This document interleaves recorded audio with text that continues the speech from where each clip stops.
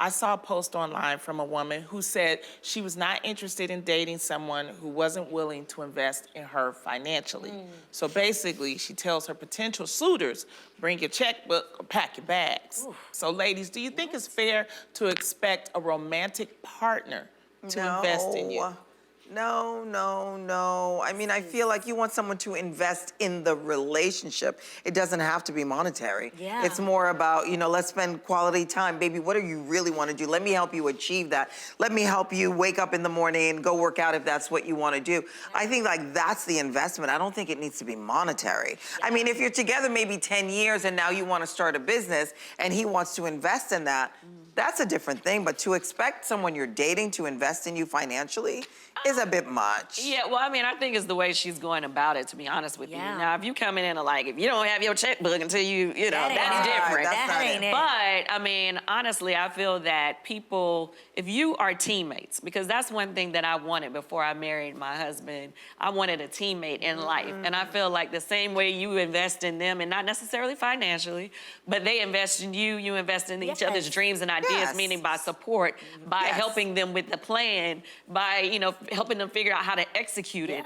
Those things are an investment as well. Absolutely. And I mean, honestly, my husband has had some excellent ideas, honey. He came up with the idea to do our old lady gang restaurant. Really? I am so glad that I did, because just, you know, him coming up with that great idea, and we said, okay, let's do it. Yeah. Now we have multiple restaurants. Exactly. Now we have a whole show about But it. that's him investing in the relationship in the first place, Yeah, right? you didn't show up with the checkbook. It was an investment in your in a dream. Right. It was investing in a dream. And I just think that this gets really weird when you're saying, I just want you to invest financially in me. Like, girl, go on Shark Tank for that. Like, that's what it sounds like. Like, if you're going on a date and you're saying, I pretty much want to tell you what it is I want to do and you need to show up with a checkbook, she is looking at relationships the wrong way. Yeah. Right. Well, yeah, because definitely he'll invest in you, but he's going to expect something else from you. And do you want to put up with that? Do you want to be a part of that? What about men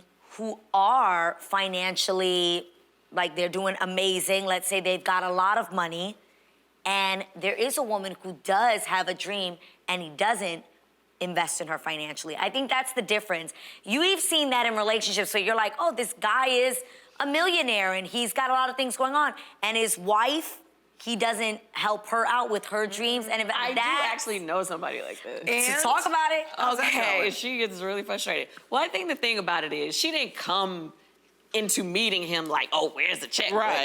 You know, they've been together for a while. She has some ideas, and she doesn't feel like he tries to invest or support her ideas or dreams. Now, I feel like, yes, I would feel slighted if my significant other, my husband, my life partner, balling out of control, is like, and it's just like, nah, you just sit down. I would feel. Oh no, that would be good. Yeah.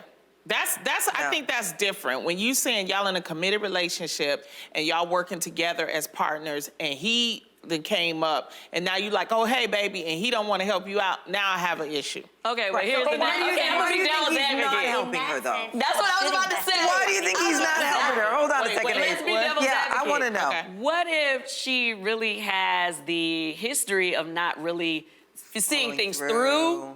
If she doesn't really handle her business correctly? Well, then that means he's invested in her before. Good with money? If he's invested in her before and didn't follow through, then that's a different story. But imagine you are dating somebody who has it and they don't invest in you financially. Because I think there's a difference. No, that's what we're saying. Yeah. What if he has it, but he looks at her and he sees somebody who's not good with money? Right. Somebody who doesn't see things through, does not handle their business. He needs to correctly. tell her that. Then he needs to sit down and say, "This is the reason why I won't let this happen." Conversation. Listen, No, it's not. invest in getting her some financial classes and teaching her how to be a good businesswoman. If you love somebody, you gonna tell them why I'm not helping you. I mean, you would feel some type of way if he got all this money and he not helping you. She knows that. I'm not even looking at, I'm not talking about my husband. I'm just talking about even in your relationships with your friends. Yeah. Have you ever had a friend that you felt like, okay, girl, no, I tell my friends. You gotta step your game up. Yeah. I keep loaning you money and you're still not figuring it out. Or either they just are not always on top of their game. Right. Yeah. Why would I financially make this investment in you if you you don't follow asking me, I'm gonna tell you. If I, I give you that. Ask you. If they don't ask me, that's something different. Don't ask me. Right. Okay. Now, but before we go, I gotta say this. Okay. I want to give a shout out to our guest co-host Kandi Burruss because she is the epitome of being a boss lady. I can ask her for some money. She'd give it to me.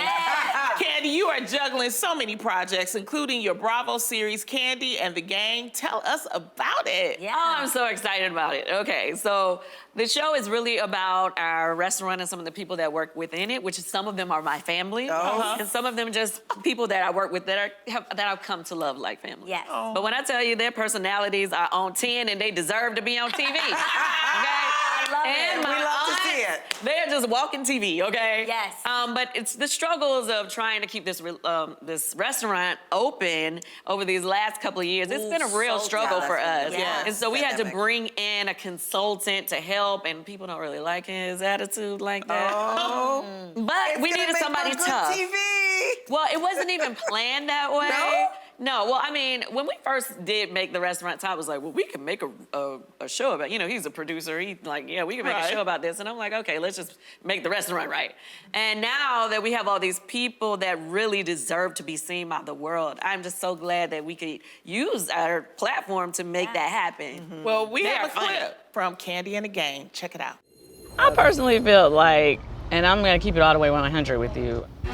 After the meeting, I was told that you had a whole lot to say right after the meeting that you did not say during the meeting.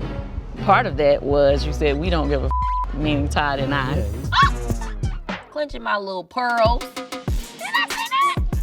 Who said that? I didn't say that. I did not say that. Oh. Wow. This is Appointment TV. Kandi and the Gang airs Sundays at 9 p.m. Eastern and Pacific time on Bravo.